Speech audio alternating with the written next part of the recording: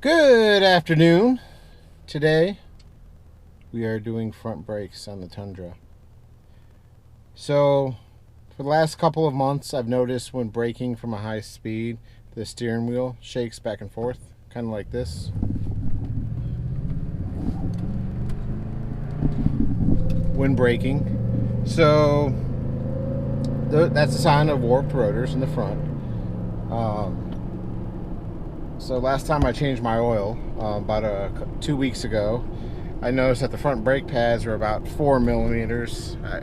They normally hit the squealer tabs at about 3. So I knew I was kind of due for brakes. And then off-roading last weekend, I noticed when going down an incline and the brakes were wet or muddy, they weren't really working well. They were just making a bunch of noise. Not the ABS, but they were just making like a straining noise, like the pads were trying to grip the rotor, but they're slipping.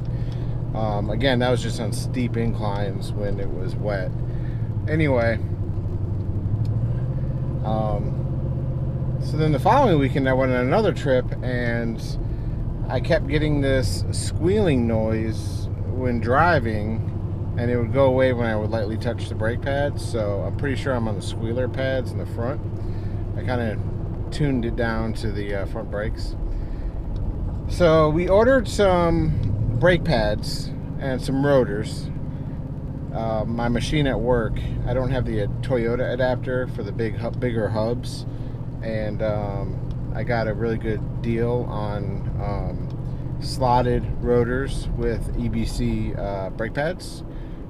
I've used the pads before. I have never used slotted rotors. I've had cross-drilled rotors on my Accord, like the power slot, power stop or whatever, and those things still warped all the time. So unfortunately, those slotted rotors are better for off-roading or heavy towing, because it allows the pad to push the mud and the water off the rotor into the grooves that, you know, allow better contact of the brake pad on the rotor.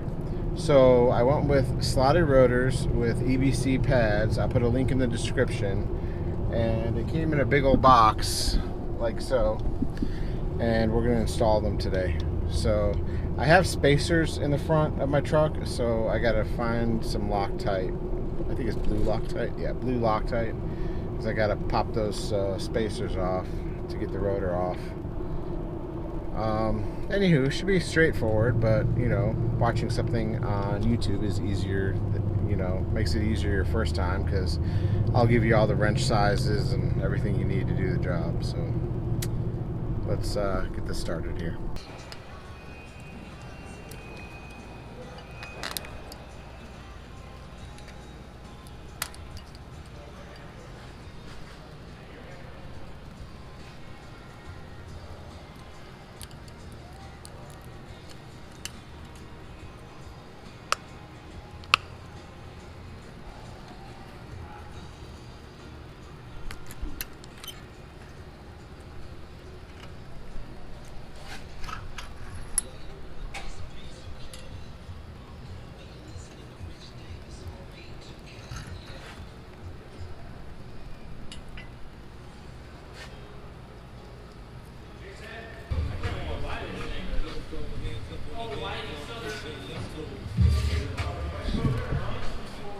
All right,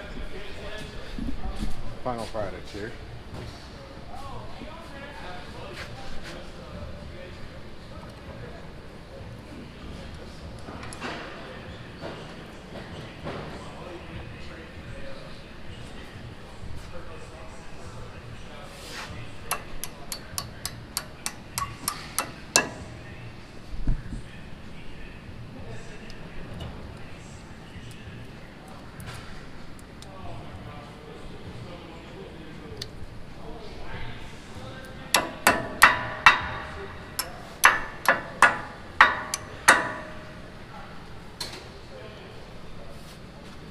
This is a 12 millimeter. So one part I didn't show was you have to undo this, and then when you undo these two 19s, you're going to pull this back and use this tool. Use this tool to ratchet the calipers apart.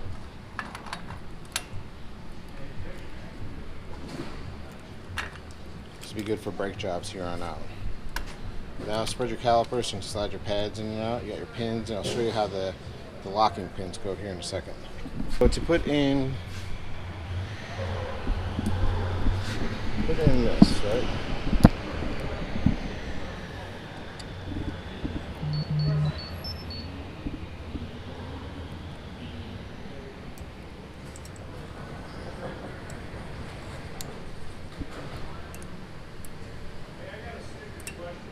Yo.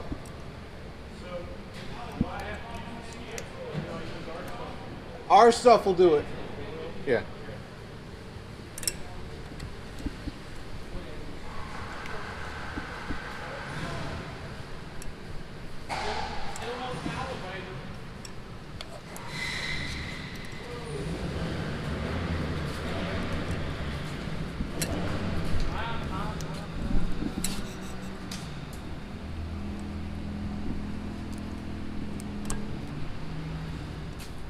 Brakes on for.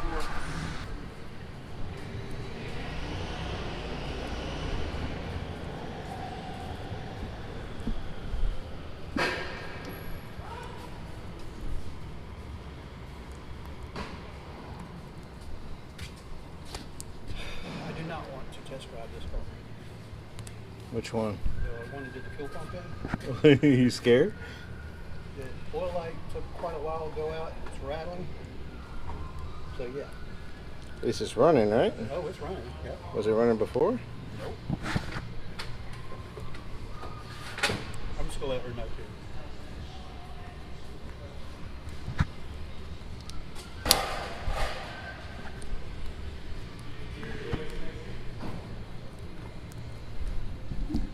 All right.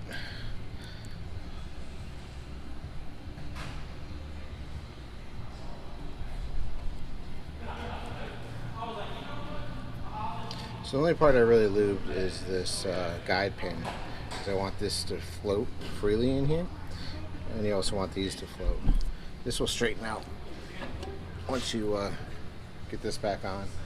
So next I got to put more Loctite on there, torque those down.